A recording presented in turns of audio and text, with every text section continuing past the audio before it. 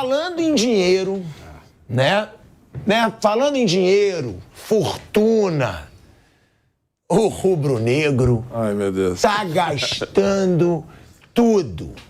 O rubro-negro tá botando dinheiro na mesa e tá falando, eu quero De La Cruz, pá! Eu quero Vinha, pá! Eu quero Léo Ortiz, pá! O Flamengo bate o seu recorde e bate o recorde das janelas do Brasil de gastos com contratações e detalhes, são só 3. Para ver como o Flamengo tá pagando caro nos seus jogadores. A primeira janela de transferências do futebol brasileiro de 2024 termina nessa quinta-feira. Em valores absolutos, ela se fecha com o maior investimento da história do Flamengo, junto com a janela do verão de 2020.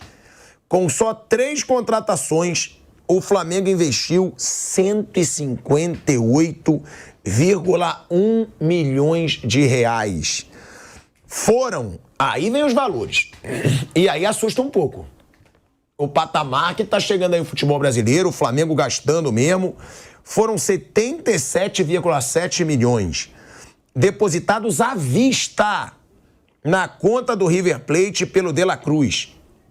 42 milhões e 800 mil parcelados com a Roma pelo Vinha e 37,6 milhões de reais com o Bragantino pelo Léo Ortiz.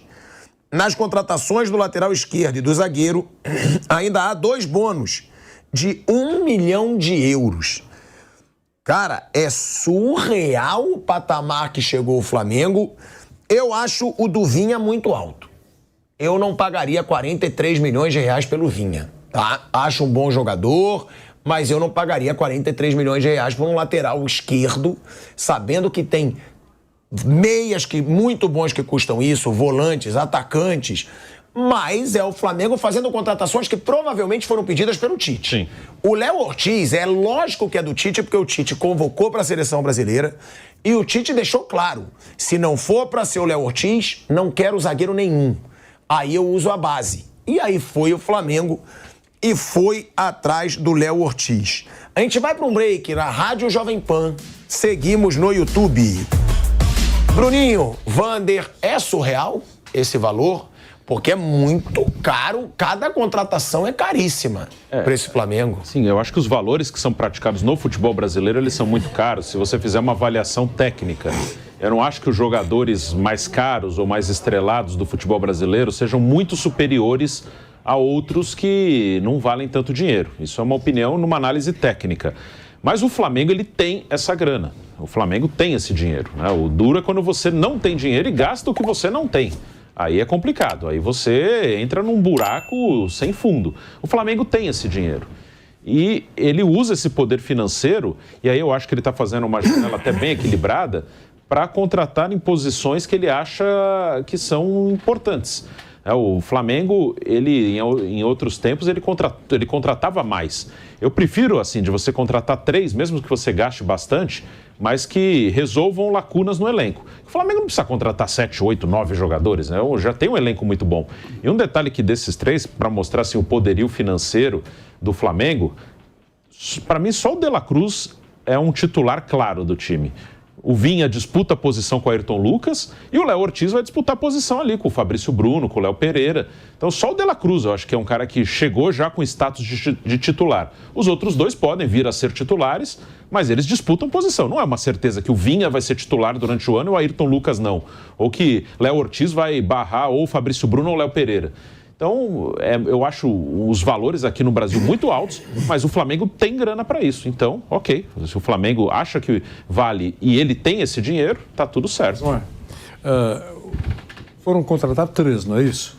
3 jogadores, 158 milhões. Então, mas boas contratações, de sim, uma maneira geral, sim. Boas. E para posições que o Flamengo precisa. Pronto. O Corinthians gastou 130. Quem você acha que tem mais dinheiro na carteira? O Flamengo ou o Corinthians? Flamengo muito mais. Isso. O Flamengo gastou 160, eu estou arredondando aí, 160. O Corinthians gastou 130. O Corinthians contratou 11 jogadores. 11 jogadores e gastou 130. Quer dizer, foram contratações com preços razoáveis, mas pelo volume, poxa vida, aparece lá na planilha, lá, o Corinthians gastou 130 e o Flamengo gastou 160. Só que você vê quanto um tem em caixa e quanto o outro tem em caixa. Então, por isso que eu acho que as contratações do Flamengo foram boas para eles. Só 3, não inchou o elenco, jogadores que todo mundo concorda podem ser utilizados pelo professor Tite. Em boas condições físicas, isso é bom falar, não são jogadores que têm muita lesão. Poderão ser, até entrar dentro de algum tempo como titulares, eu não sei, mas o Tite que vai decidir. Mas foi uma coisa racional, o Bruno falou, pontual, eu preciso dessa posição. O Corinthians perdeu, porque ou acabou o contrato, ou porque quis dispensar jogadores, cerca de 12, 13 jogadores. Teve que contratar. Contratou 11. Contratou 11 e pagou 130. Claro que comprou parceladamente. Aliás, exceção feita do De La Cruz, também entendo que o Flamengo tenha comprado de forma parcelada. Quem vendeu sabe que vai receber, certo? Do Corinthians, muitos que fizeram negócio colocaram aquela cláusula anti-calote, ou não é verdade? É isso.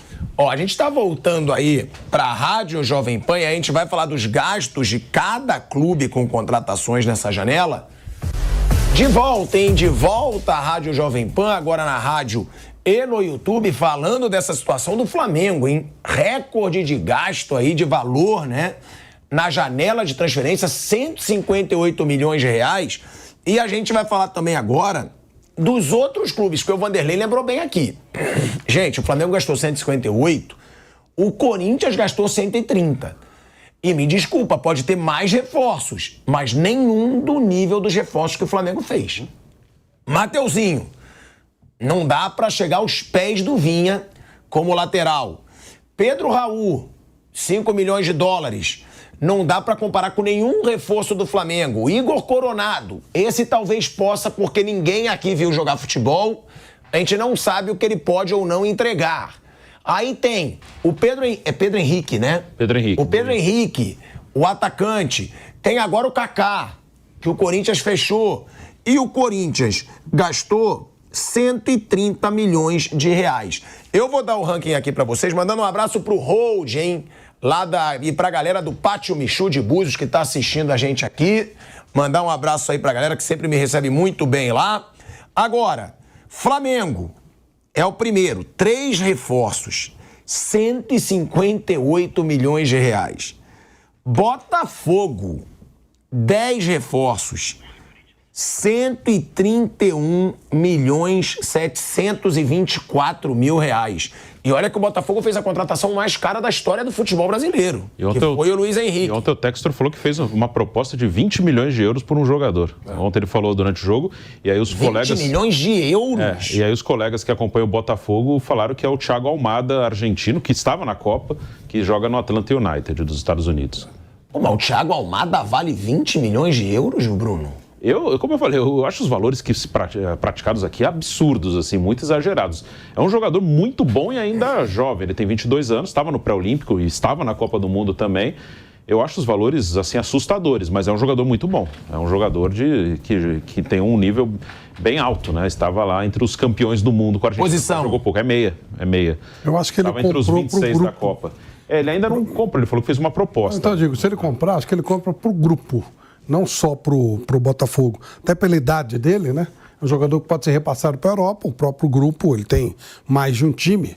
É caro pra caramba, mas como é 22 anos, jogador com rodagem, campeão do mundo, imagino que ele tenha feito esse tipo de raciocínio, né? Depois ele vai pro Lyon, enfim, vai para o time lá da Bélgica que ele tem, pro Crystal Palace, enfim, uma contratação para vários times, vamos dizer assim. Mas caro, pesado. Futebol brasileiro é maluquice. Mas eu acho isso bom, gente, pra poder cobrar, pro torcedor poder cobrar do clube. Pra depois o clube não falar, mas olha o elenco deles e olha o nosso. Mas... Cara, porque olha só o ranking. Flamengo, 158 milhões de reais. Botafogo, ou seja, o Botafogo vai ter que ser cobrado esse ano. Mas o Botafogo é uma zebra, foi no ano passado. Esse ano não pode ser considerado O elenco zebra. desse ano é melhor que o do ano passado. E gastou 132 milhões de reais. Aí o Corinthians, que a gente sempre fala aqui, 11 contratações, 130 e vai aumentar um pouquinho, porque chegou o Kaká aqui, mas é por empréstimo, 130 milhões e 500 mil reais, o Corinthians. Aí outro clube, que muitas vezes não tá brigando por título, mas não tem... O Vasco. O Vasco investiu 120 milhões e 200 mil reais em reforços. E aí depois o Palmeiras, que é o todo-poderoso, que a gente sempre fala favorito e que tem que brigar por título, 90 milhões. É o que eu falo. O Vasco, o Botafogo, o Corinthians, eles têm que ser cobrados esse ano para disputar título. Com um investimento desse tamanho. Sabe o que acontece? No meu conceito, quando você compra menos, a chance de você errar é menor. O City, os times do Guardiola, ele contrata muito pouco, numericamente. Normalmente ele é o segundo ou o primeiro orçamento de onde ele estiver, da Premier League e tal. Mas ele contrata muito pontualmente, que é um jogador com aquela característica, perna esquerda, saída de jogo, velocidade pelo lado, mas ele quer aquele jogador, quero esse jogador. Não é aquela coisa de 5, 6 opções. Quero esse ou não quero nenhum. Tipo o Tite, eu quero ou quero o Ortiz ou eu não quero ninguém. Eu acho isso ajuda bastante. Eu quero o De La Cruz, não é o De La Cruz, porque o cara dá 5 nomes e ele traz o 5º. E aí, quando você contrata de baseada, a chance de você levar um grupo de jogadores muito fracos é grande. Às vezes acontece nesse bolo vir alguém aí que você não esperava nada de surpreender. Mas normalmente contratação de baseada sai coisa ruim. É muito difícil. E sobre o Almada, o preço do Almada no Transfer Market, Asmar, é 27 milhões de euros. 27 milhões de euros. Então está tentando economizar uma grana. Ele está comprando abaixo do valor que aparece lá. Se vale tudo isso é uma outra conversa, mas tem um número base aí, né, que é um site respeitável com relação ao mercado internacional. Então, o argentino lá consta como 27 milhões de euros. A proposta é de 20, se ele conseguir fazer negócio, ele comprou abaixo do que está no mercado o argentino. Que aí ele vende depois, ele pode ver até como uma possível venda ou até para os clubes dele. Anos, claro, 22 anos dá para E aí uma coisa que me impressionou é o Galo. O Atlético Mineiro geralmente gasta muito e o Atlético Mineiro ele contratou o Scarpa e eu não sei se já está contando aqui o Bernard, porque tá dado como certo o Bernard com o Atlético Mineiro no meio do ano. Ele vem no meio do ano e fim de contrato. Vai acabar o contrato dele na Grécia, ele vai vir... Então não vai custar nada, você vê. Vai... 2 jogadores que de nível altíssimo. Exatamente, 2 jogadores que teoricamente não tem erro. Pode, pode, mas teoricamente não tem erro. Eu prefiro assim, sabe, Pilhado? Você vai e contrata pontualmente. Agora, você não tem time, você revira tudo. O Corinthians, quando ele pede 12 jogadores, ele tem que contratar alguém. Mas aí vai de baseada. O Santos fez baseada também, né? Contratou um monte e tal. Mas a chance de dar errado é muito grande. Agora, quando você faz uma contratação pontual, era o Walker. O próprio Bahia, né? O Kaique tá me lembrando aqui no ponto. Tudo bem que eu não acho o nível dos reforços. O Everton Ribeiro eu acho fera. Ele eu falo, pra mim o Flamengo deu até mole porque eu não acho ele substituível com o talento que ele tem. Mas aí tem também o Jean Lucas, o Caio Alexandre, que foi o bem, Cuesta. Mas eu acho que de nível AA pra mim é o Everton Ribeiro. Até o Jean Lucas eu acho bom jogador, mas não acho nível AA. Não é o mesmo nível de pretensão e de exigência do Flamengo. Só que o Bahia gastou menos da metade do Corinthians. O Bahia gastou 51 milhões e 500 mil. Foi pontual. O Corinthians 130 milhões, gente. O Everton Ribeiro, por exemplo, veio livre. Qual foi o jogador que o Guardiola encheu o saco? Foi o Walker ou o Stones? Teve um que ele queria, eu quero esse. Agora que o Guardiola, depois da Copa do Mundo também, ele quer esse jogador. Não é, sabe? Não dá, então não contrata ninguém. Eu acho isso legal, eu acho isso correto. É assim que tem que ser, pontual. Se você for contratar o jogador como aposta, o próprio Abel Ferreira disse isso. Prefiro usar o cara da base. Apostar em jogador não dá, gente. Tem que ser o jogador. Então, contrata o cara da base. E contrata-se muito de baseada, né? Às vezes tem muito interesse em fazer negócio também. Fazer por fazer, né? Para dar satisfação. Ou sei lá. O Palmeiras, no ano passado, comprou 2, o Rios e o Arthur. O Arthur já foi vendido.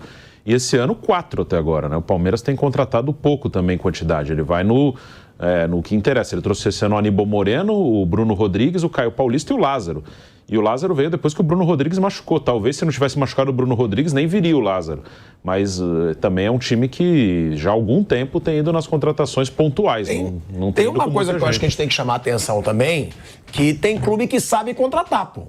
Porque espera o jogador ficar livre. Sim. Aí você gasta uma fortuna em contratação quando você pode gastar uma fortuna só no salário. Que é o caso do Everton Ribeiro. O Everton Ribeiro, com certeza, ele foi pro Bahia para ganhar um salário altíssimo. Ali de 1 milhão, um pouco mais ou um pouco menos. Com tempo de contrato. Mas pelo menos não tem o gasto daquela porrada que é a compra, né, Wander? São clubes que sabem analisar o mercado. E às vezes compra barato e dá certo.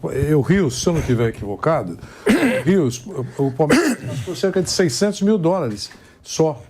Depois dá uma checadinha aí. Eu acho que foi 6 milhões, não foi não? De reais. Não, eu vou ver aqui. Eu acho que foi por um preço muito razoável. E o cara é titular do Palmeiras. Então, acho que foi feito pelo Anderson Barros, né? O negócio. Mas estou quase... Vamos dar uma checadinha aí. Tenho quase certeza que foi uma compra barata e deu certo. Deu certo para o Palmeiras. Foi ótimo. Eu também sempre bato na tecla que o Palmeiras não precisa ter obsessão. 6 milhões, cravei, ó. De reais, 6 milhões de reais. 6 milhões de reais. Por 60%. 6 milhões de reais por 60% do jogador. Bom, foi um preço bom, não foi? Foi. Foi muito bom. E aí ele hoje ele vale muito mais que isso hoje, não vale? Sim. Então essa foi uma boa compra. Sem dúvida. Quer dizer, tem esse olhar clínico de quem faz o negócio. Agora, também tem muita trombada, né? O cara gasta, depois a coisa não prospera. Quando o time tem dinheiro em caixa, é importante isso. Eu sempre brinco quando me pedem um exemplo do Richarlison. Quando pagaram 75 milhões pelo Richarlison, foi uma loucura lá. Puxa, mas será que vai dar certo? Não vai dar certo? E aí a resposta que veio lá da Inglaterra foi o seguinte: não, esse valor está naquela planilha de que se não dá nada certo, não vai quebrar o clube. É dinheiro, tipo assim, é dinheiro que está lá para errar. Uma dessas, se acertar... Dinheiro para o risco, né? É dinheiro para o risco. Então é isso, eu acho ótimo. Isso é uma prova de que alguns clubes contratam muito mal, Flávio e Bruno? Com certeza. Porque, cara, olha isso. Contratar em bando não adianta. Pilhado, não tem jeito. Os caras gastam muito dinheiro com base. Quanto custa a base do São Paulo? Quanto custa a base do Corinthians? Quanto custa a base do Flamengo? Base do Palmeiras? É para utilizar, para contratar os jogadores para fazer a base do seu time. Né? Os jogadores de um nível bom para fazer a base do seu time, dentro de um sistema pré-moldado. Para você contratar, tem que ser o cara que vai fazer a diferença, vai chegar a jogar. Salvo o caso do Flamengo, que se dá o luxo de contratar jogadores que não necessariamente serão titulares, mas se precisar estarão muito à altura dos titulares. E aí você faz a contratação pontual, você não precisa sair gastando. Gastar muito... O Mauro César falou uma coisa que eu concordo. Tem gente aqui que torce pela contratação. Você não torce pelo time, nem pelo jogo. Torce por contratação. Mas isso é besteira. Contratação séria, contratação bem feita, tem um planejamento, tem uma definição. E são poucos jogadores. A maior parte do time já está montado, contrata pontualmente, mas com acerto. Aquele jogador que tem, 90% de chance de te dar retorno. Ó, nosso Pedrinho Marques, sempre ligado, ele mandou aqui 6 milhões de reais, que foi o que eu falei, por 60%. E agora o Palmeiras pagou 1,5 milhão para ter mais 10%. Então o Palmeiras pagou 7 milhões e 500 mil reais para ter 70% do Richard Rios, o que é um baita negócio. Baita negócio. Richard Rios está na seleção colombiana. Pô. Sim. Ou seja, daqui a pouco pode ter uma proposta da Europa, pode ter uma proposta, e aí o Palmeiras vai ganhar um lucro absurdo. Já não tem mais prejuízo com ele. Não, já devolveu. Não tem mais prejuízo. É isso. Então, 70% do Palmeiras, 14% do Guarani, 6% do Flamengo, 10% do jogador e do seu staff. Passou aqui o Pedrinho Marques, sempre ligado. Valeu, Pedrinho. E, ó, a gente falou do Corinthians, né? Que é um desses clubes que está liderando esse ranking de reforços. 130 milhões e 500 mil reais em reforços. O Corinthians só está atrás de Flamengo e Botafogo. Ou seja, aí é o que eu falo. A gente vai poder cobrar aqui. Ah, mas o Corinthians não tem time para brigar por título? Tinha que ter. Se ele está gastando quase o que está gastando o Flamengo, quase o que está gastando o Botafogo, se ele já gastou muito nas outras, porque vale deixar isso claro. Não é dizer, o Corinthians só gastou agora. Gastou nas outras também, mas contratou mal. E aí a gente ainda vê uma notícia que assusta o torcedor corintiano. Na última terça-feira, o UOL publicou que o Corinthians deve cerca de 100 milhões de reais em direito de imagem a jogadores. É surreal a situação do Corinthians. A gente já falou aqui, né, que o diretor financeiro do Corinthians afirmou que a dívida é de 2 bilhões de reais. A dívida do Corinthians, 2 bilhões de reais. E aí agora tá aqui que o Corinthians deve 100 milhões em direito de imagem. A Lei Geral do Esporte prevê que um jogador pode receber, no máximo, 40% do salário em imagem. E esse pagamento ocorre na pessoa jurídica, ou seja, na empresa do jogador. Os direitos de imagem são geralmente pagos a cada 2 meses. Se esse prazo for ultrapassado, o atleta pode acionar a justiça e pedir a rescisão indireta do contrato, que foi o caso do Rojas.